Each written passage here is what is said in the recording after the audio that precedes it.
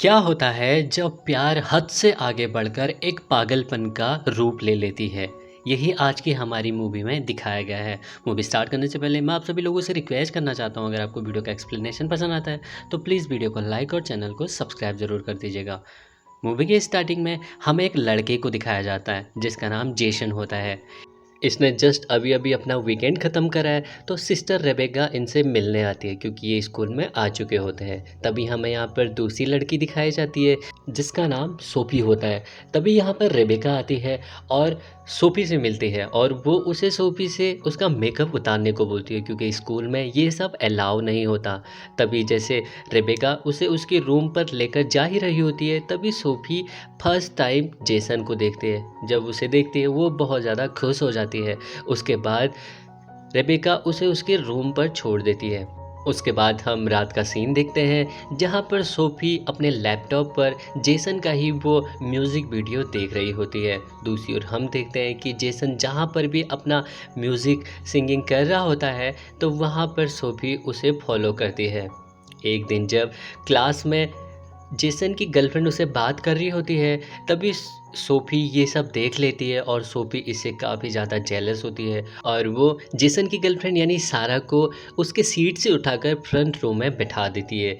अब जब यहाँ पर प्रेयर करने की बारी आती है तो वहाँ पर वो प्रेयर खुद ना करके जोई से करवाती है। उसके बाद जैसे क्लास ख़त्म होती है तभी जेसन से सोफ़ी मिलती है और वो उससे पूछती है क्या तुम्हारा सारा के साथ अफेयर चल रहा है, तो यहाँ पर वो मना कर देता है। पर नेक्स्ट डे जैसे सारा जेसन को किस कर रही होती है ये सब सोफ़ी देख लेती है और वो काफ़ी ज़्यादा सारा को डांटती है और वो इतना ज़्यादा जेलस हो जाती है कि आप उसका जो क्रॉस होता है जो गले में पहनते हैं वो उसे अपने हाथों के बीच इतनी ज़ोर से दबा देती है कि उसके हाथों से खून आने लग जाता है।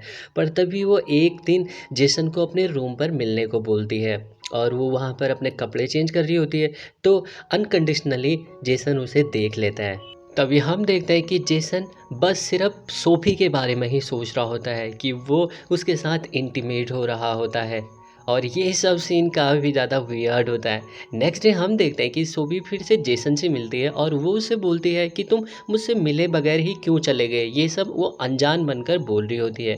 तभी हाई स्कूल की छुट्टियां हो रही होती है और जेसन अपने घर पर चल जाता है जहाँ पर कि रात को सोफ़ी उसे फॉलो करते करते उसके घर पर पहुँच जाती है और वह वहाँ पर जाकर देखती है कि जेसन अपनी गर्लफ्रेंड यानी सारा से बात कर रहा होता है, जिसे देखकर सोफ़ी काफ़ी ज़्यादा फिर से जेलस हो जाती है और ये अपनी कार में आकर ड्रिंक करना स्टार्ट कर देती है। तभी जब वो रात को चुपचाप से अपने रूम पर जा रही होती है तो वो उससे पहले सारा और जोई के रूम पर चली जाती है, जहाँ पर कि वो सारा के नोटबुक के अंदर बीट डाल देती है। पर सिस्टर रेबेका ने सोफ़ी को बच्चों के यानी स्टूडेंट के हॉस्टल में जाते हुए देख लिया होता है। तभी सिस्टर रेबेका उससे पूछती है कि तुम यहाँ पर क्या कर रही हो? तो यहाँ पर सोफ़ी बोलती है कि मुझे यहाँ से कुछ आवाज़ें आ रही थी तो मैं चेक करने बस उसे यहाँ आ गई थी। पर अंदर से जोई ये सब देख लेती है। दूसरे सीन में हम देखते हैं कि जैसे क्लास स्टार्ट होती है तो सभी बच्चे जैसे-जैसे अपने नोटबुक ओपन करते हैं तो यहाँ पर सोफ़ी को सारा के नोटबुक से बीट मिल जाता है और सोफ़ी बोलती है कि अब तुम बहुत बड़े ट्रबल में आने वाले हो और फिर सोफ़ी सारा को सिस्टर रेबेका की मदद से कॉलेज से कुछ दिनों के लिए सस्पेंड करवा देते हैं और तभी यहाँ पर चेकिंग होना स्टार्ट होती है, जहाँ पर कि जेसन के रूम से अदर टीचर को ड्रिंक की बॉटल मिलती है। पर यहाँ पर सोफ़ी जेसन की साइड लेते हुए ये बोलती है ये कोई ड्रग नहीं है, बस ड्रिंक है और वो यहाँ पर अदर टीचर से बोलती है कि जेसन को पनिशमेंट के बदले में ये करा जाए कि वो सारे टीचर्स की हेल्प करे। तभी ये सब जैसा वो बोल रही होती है वैसा ही उन टीचर्स को जेसन के लिए करना पड़ता है। दूसरी ओर हम देखते हैं कि एक रात जब सोफ़ी अपने लैपटॉप पर लगी हुई होती है कि वो यहाँ कैसे आई, जब इसके बारे में सोच रही होती है तो हमें पता चलता है कि जो असल में सिस्टर सोफ़ी होती है उसको मारकर वो यहाँ पर आई होती है। तब हम देखते हैं कि जब जेसन अपने गार्डन में काम कर रहा होता है यानी अपने स्कूल के गार्डन में काम कर रहा होता है, तब यहाँ पर सिस्टर सोफ़ी उसके पास आकर उसकी हेल्प करना स्टार्ट कर देती है। पर यहाँ पर हम देख सकते हैं कि सिस्टर सोफ़ी अनकंडीशनली फिर उसे अपनी ओर अट्रैक्ट करने की कोशिश कर रही होती है, पर जे जोई दूर से ये सब देख रही होती है। फिर एक रात जैसे ही जेसन अपने रूम पर सोया होता है, तभी यहाँ पर सिस्टर सोफी आ जाती है और वो उसे अपने साथ इंटीमेट होने के लिए फ़ोर्स करती है। पहले तो जेसन को ये सब काफ़ी गंदा लग रहा होता है, वो काफ़ी रेज़िस्ट करता है, पर बाद में सोफी के फ़ोर्स करने पर वो उसके साथ इंटीमेट हो जाता है। और जेसन की ये लाइफ़ की सबसे बड़ी गलती होती है इस मूवी के अकॉर्डिंग। जैसे वो इंटीमेट होते हैं, फिर उसके बाद हमें नेक्स्ट डे का सीन दिखाया जाता है, जहाँ पर कि जेसन अपने पिछली रात के बर्ताव के लिए काफ़ी ज़्यादा गिल्टी फील कर रहा होता है। तभी यहाँ पर सोफी उसके पास आती है और वो बोलती है कि प्लीज़ पहली रात को आप भूल जाओ, क्योंकि पहली रात में ना मैं तुम्हारी टीचर थी और ना तुम जेसन थे, हम कोई और ही थे, और जो हो गया सो हो गया। फिर उसके बाद सोफ़ी जेसन के रूम पर जाती है और उसके कपड़ों को स्मेल करने लगती है। तभी यहाँ पर जोई आ जाती है और जोई बोलती है कि तुम यहाँ पर क्या कर रही हो? तो यहाँ पर सोफ़ी बोलती है, मैं बस यहाँ पर नॉर्मल रूटीन चेकअप के लिए आई हूँ। तभी ये सारी बातें जोई जेसन को बताना स्टार्ट करती है और अंदर से सोफ़ी ये सब देख लेती है। यानी कि अब वो जोई को भी बहुत बड़े ट्रबल में फँसाने वाली है।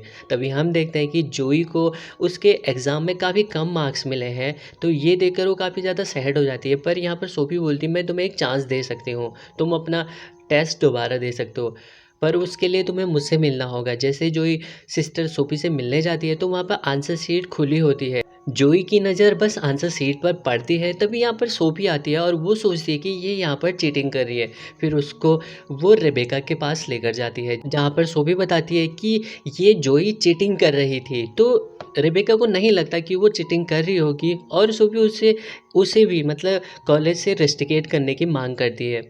पर रेबेका को पता था कि जोई काफ़ी ज़्यादा इंटेलिजेंट बच्ची है, वो सब ऐसा नहीं कर सकती, तो वो सोफ़ी की बातों को इग्नोर कर देते हैं। दूसरी ओर हम देखते हैं कि जेसन आज फिर से चर्च में आया हुआ है। वो अपनी पिछली रात की गलतियों को कन्फेस करना चाह रहा होता है, पर जैसे वो अपनी बात कर रहा होता है, तभी यहाँ पर सोफ़ी आ जाती है और वो जेसन के साथ फिर से इंटीमेट होना स्टार्ट कर देती है।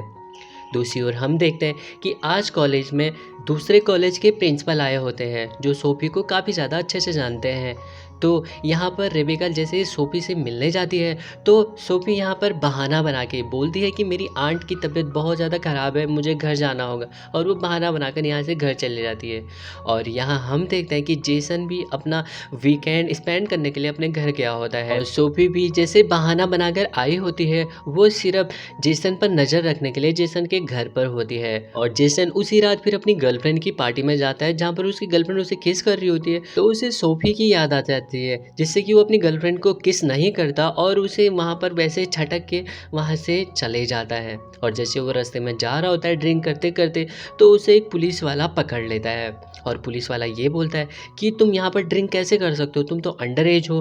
तभी यहाँ पर सिस्टर सोफ़ी उसका पीछा कर ही रही होती है, और वो वहाँ पर आकर जेसन को बचा लेती है। वो पुलिस वाले से बोलती है कि ये थोड़ा मेंटली डिस्टर्ब चल रहा है, तो प्लीज़ आप इस बार इसे माफ़ कर दीजिए, नेक्स्ट टाइम ऐसा कुछ नहीं होगा। फिर उसके बाद सोफ़ी जेसन को लेकर एक होटल में आती है, जहाँ पर कि सोफ़ी फिर से उसके साथ इंटीमेट होना चाह रही होती है, पर यहाँ पर जेसन बोलता है कि लास्ट टाइम मैं जब तुमसे इंटीमेट हुआ था, ये मेरी लाइफ़ की बहुत बड़ी गलती थी, ऐसा कभी भी दोबारा नहीं होने वाला।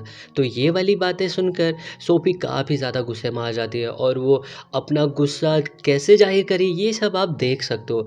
फिर उसके बाद सीन शिफ्ट होता है और जेसन यहाँ से सीधा पैदल-पैदल चले जाता है, जहाँ पर कि उसके फादर उसे लेने आते हैं, और घर पर उसकी मदर और जोई उसका इंतज़ार कर रहे होते हैं। फिर उसके बाद नेक्स्ट मॉर्निंग हम देखते हैं कि सोफ़ी फिर से जेसन के घर पर कार में उसी का वेट कर रही होती है। तो ये बात जोई नोटिस कर लेती है। जैसे जोई कॉलेज में आती है, तो वो उसकी गाड़ी का नंबर प्लेट नोटिस करती है और फिर उसका नंबर सर्च करने की कोशिश करती है, जहाँ पर कि जोई को पता चलता है कि जो उसका नंबर प्लेट है वो डुप्लीकेट नंबर प्लेट है, यानी कि गाड़ी का ऑनर कोई और होता है।